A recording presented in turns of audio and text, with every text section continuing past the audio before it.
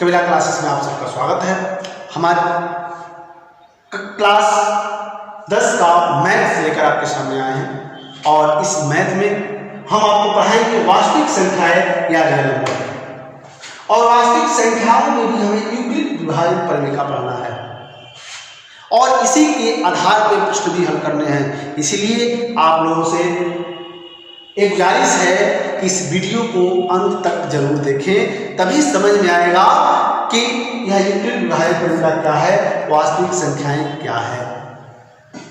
हम इसे साधारण सरल भाव से सरल तरीके से आपको हल करने के लिए बताएंगे, जो आप बहुत आसानी से इस प्रश्न को हल कर लेंगे। सबसे पहले हम चर्चा करते हैं कि वास्तविक संख्याएं क्या है।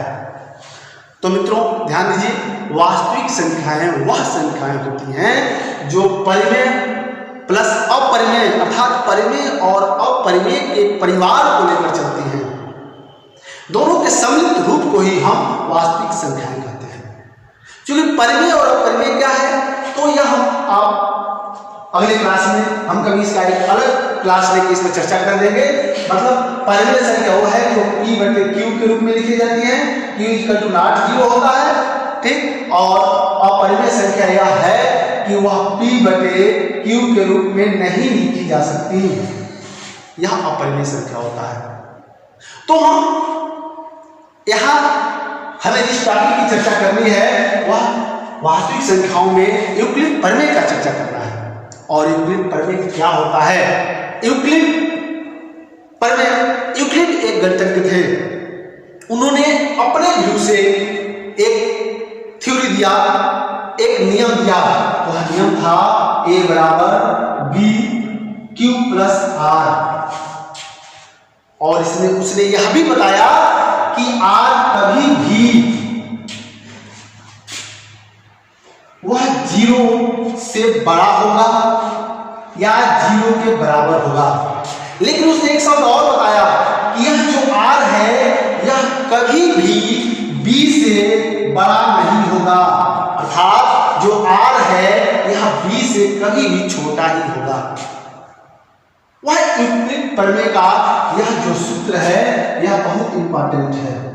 हम आपको एक कहानी के माध्यम से समझा रहे हैं कि यूक्लिड प्रमेय क्या है, कैसे उन्होंने इसे हल करने के लिए बताया। उसने कहा कि मान लीजिए कि कुछ वस्तुएं कहीं रखी गई हैं, तो हम बिना काउंटिंग किए उसको इशारे में हम कैसे बता सकते हैं।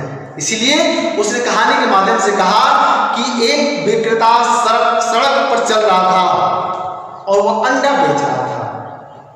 तब तक उसको एक व्यक्ति से मुलाकात हुई जिसके पास कोई काम नहीं था, वह निकम्मा था, सड़क पे घूम रहा था और उस व्यक्ति से उसकी मुलाकात हो जाती है।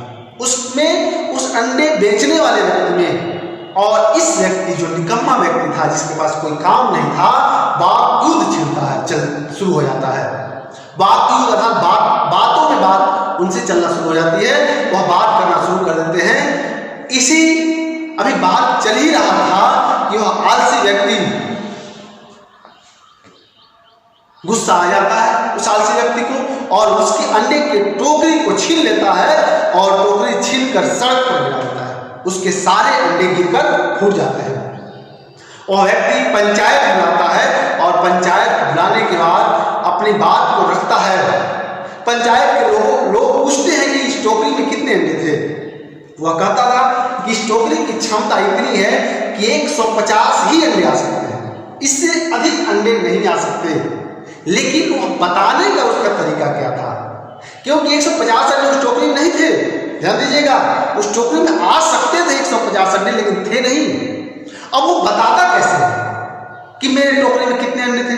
उसने कहा कि अगर हम 2 की संख्या में गिनते हैं, जैसे होता है, ध्यान दीजिए, आपके पास 20 वस्तुएं हैं, कोई वस्तु 20 है, आप 2 की संख्या में इसको काउंट कर रहे हैं, 2 2 2 2 2, तो क्या 2 2 4 8 9 10, इस तरह कर किया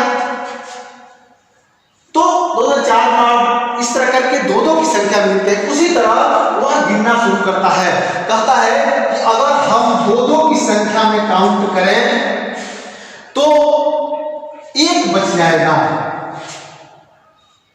अर्थात एक अकेला बच जाएगा। या हम तीन तीन की संख्या में काउंट करें तो दो बच जाएगा, चार चार की संख्या में काउंट करें तो तीन बच जाएगा, पांच पांच की संख्या में काउंट करें तो चार बचेगा, और छह छह की संख्या में काउंट करें तो पांच बचेगा, और सात सात की संख्या में काउंट करें तो शून्य बचेगा। ध्यान दीजिए, यूक्लिड प्रमेय हमको यही निकालना है, अर्थात हमको उस समय तक काउंट करना है जिस समय तक शून्य ना आ जाए।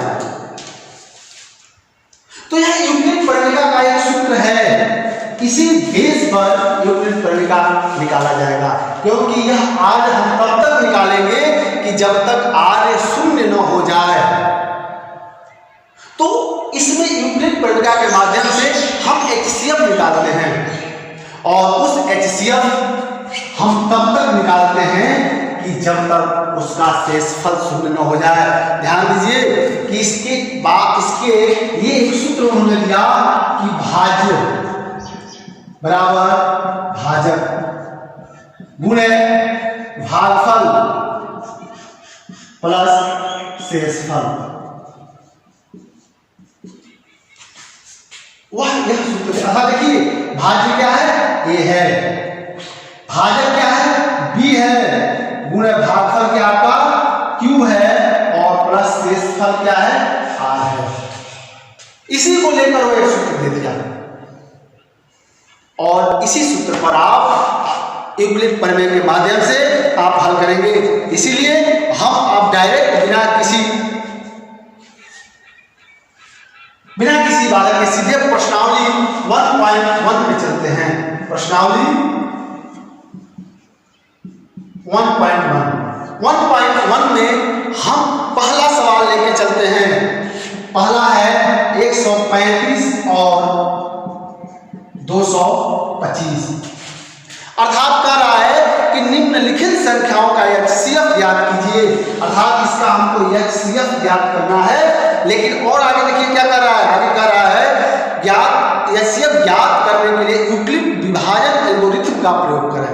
कह रहा है कि एचसीएफ तो हमको ज्ञात करना है, लेकिन इस एचसीएफ को हम यूक्लिड विभाजन एल्गोरिथम के नियम से करेंगे। यूक्लिड विभाजन के नियम से हमको इसका निकालना है। तो ध्यान दीजिए, प्रश्नावली में यूक्लिड, अब ध्यान दीजिए इतना आ गया। अब आपको सबसे पहले इसमें देखना है कि इस दोनों में बड़ा कौन है। तो इस दोनों में बड़ा कौन है? ध्यान दीजिए, इस प्रश्न को हल करने में बच्चे ध्यान से सुने और इस पर ध्यान दें, क्योंकि इसी पे आपका अगला 3 प्रश्न हल होगा। इसमें सबसे बड़ा आपका है 225। 225 बनाइए, इस ग्रेटर देन क्या है? 225 लेस देन और ग्रेटर देन बताएं। जिधर बड़ा मूल होता है वो बड़ा होता है, और बड़े 225 की तरफ हम बड़ा मूल बना दिए हैं, अर्थात 135। अर्थात इसका मतलब यह हुआ कि 135 से 225 बड़ा है। हम आपको बताए हैं कि इसको हल करने के लिए हम चलते हैं एक भाग विधि पर। वह भाग विधि कैसे हल करेंगे? ध्यान दीजिए, आप सबसे पहले हम भाग विधि हल करने के लिए आ जाइए, कहते हैं 225 आप लिख लीजिए। 225 आप जब लिखेंगे और 135 से भागेंगे, क्यों? क्योंकि जो बड़ा होता है उसमें छोटे से भाग देते हैं। तो देखिए, आप पहले इसको पूरा कर लीजिए और उस समय तक आप करेंगे जिस समय तक शेषफल शून्य नहीं आ जाता, आज शून्य नहीं आ जाता। तो करिए, यह अगर करते हैं तो 225 है, लेकिन इसका हम 2 से काटते हैं तो हो जाएगा 270, नहीं जाएगा, इसीलिए 135 करना। 135 0 12 में से 3 गया, आपका हो जाएगा 9 3 12 9। अब देखिए, अभी शेषफल 90 आया, अभी रुके नहीं, अभी एक स्टेप चला है हमको। यह प्रथम स्टेप है, सेकेंड स्टेप। अब चलिए, अब इसी को देखिए, 90 शेषफल है, इस 90 को हम आप बना ले, क्या 90 को हम बना ले भाजक। 90 को हम भाजक बना, मतलब इसमें कौन क्या है आपको मालूम है? बताइए इसमें कौन क्या है? इसमें देखिए यह जो है यह भाजक है, यह जो है यह भाज्य है, और यह जो है भागफल है, और यह है आपका शेषफल। अब इसको आपको इस रूप में लिखना है तो पहला स्टेप, इसमें प्रथम स्टेप कैसे लिखेंगे ध्यान दीजिए। प्रथम स्टेप आपको लिखना है तो इसमें आ जाइए। अब इसमें भाज्य आप देखिए क्या है, भाज्य। भाज्य क्या है? 225 बराबर करिए, देखिए बराबर है, बराबर। अब आइए आप भाजक अर्थात बी, भाजक आपका क्या है 135। अब गुणे कह रहा है, गुणे कह रहा है भागफल, अर्थात भागफल इसका क्या है 1 है, प्लस शेषफल आप देखिए 90 है। इतने पहला स्टेप, लेकिन हमको इस तब तक करना है जब तक शून्य ना आ जाए, इसलिए फिर हम यहाँ आते हैं और इसमें इसके शेषफल में हम फिर भाजक से क्या करें, इसके भाजक में हम शेषफल से फिर भाग देंगे। आइए 135, अब यह एक दफा जाएगा 90, क्या बचेगा आपका 5 और 4, फिर हम 90 का भाग देंगे, हो जाएगा 90, अर्थात यह आपका शून्य आ गया। ध्यान दीजिए हमको जिसकी तलाश किया गया यह है आपका पहला स्टेप, यह हो गया आपका दूसरा स्टेप, और यह जो है आपका यह हो गया आपका तीसरा स्टेप। अर्थात हमको तीसरा स्टेप पे जाके शून्य मिला है, इसलिए तीसरा स्टेप पे जाके शून्य मिला है, तो इसलिए हम दूसरा स्टेप अब लिखेंगे। दूसरा प्रथम हो गया, अब सेकेंड स्टेप में हम जाएंगे, और सेकेंड स्टेप में ध्यान दीजिए फिर यहीं पे हम आएंगे। यहाँ पे हम देखेंगे कि भाज्य क्या है, तो इसमें भाज्य क्या है ध्यान दीजिए आप लोग। इसमें भाज्य आपका क्या है 135 है भाज्य, बराबर, और भाज्य के बराबर देखिए, उसके बाद हम जो लिखेंगे वह लिखेंगे आपका क्या भाजक। तो भाजक क्या है 90, और गुणे भागफल कितना है 1, और प्लस शेषफल आपका कितना है 45। यह दूसरा स्टेप हो गया। अब आप आइए तीसरा स्टेप, तीसरा स्टेप पर फिर आइए, यहाँ 90 लिखेंगे, क्या भाज्य बराबर। अब देखिए यहाँ हो गया आपका भाज्य, और उसके बाद भाजक। यहाँ भाजक क्या है आपका ध्यान दीजिए 45 गुणे कई बार तो हम क्या है 2 बार में, प्लस शेषफल कितना है 0, अर्थात हमें इसी की तलाश थी कि वह स्टेप कब 0 है, अर्थात आप तीसरे स्टेप में यह शेषफल शून्य आ गया। इसीलिए ध्यान दीजिए बच्चे, जब शून्य आ जाएगा तो हम यही रुक जाएंगे और कहेंगे कि चूंकि 135 और 225 का HCF 45 होगा, अर्थात 45 इसको हम करेंगे, दो नहीं और इसको करेंगे, यह 45 होगा इसका HCF। तो बच्चे अगला इसमें 2 पार्ट है, इसमें एक 2 सेक्शन और है, सेकेंड और थर्ड, उसको आप प्रैक्टिस कीजिएगा। आज इतना ही, और बने रहिए हमारे वीडियो को देखने के लिए। आप सब्सक्राइब करें, लाइक करें, और इसी चैप्टर का और प्रश्न जानने के लिए जो और भी इंटरेस्टेड होगा और भी आसान तरीके लाकर आपको बताने का प्रयास किया जाएगा। तब तक आप हमारे वीडियो को देखते रहें, पसंद करते रहें। धन्यवाद, थैंक यू।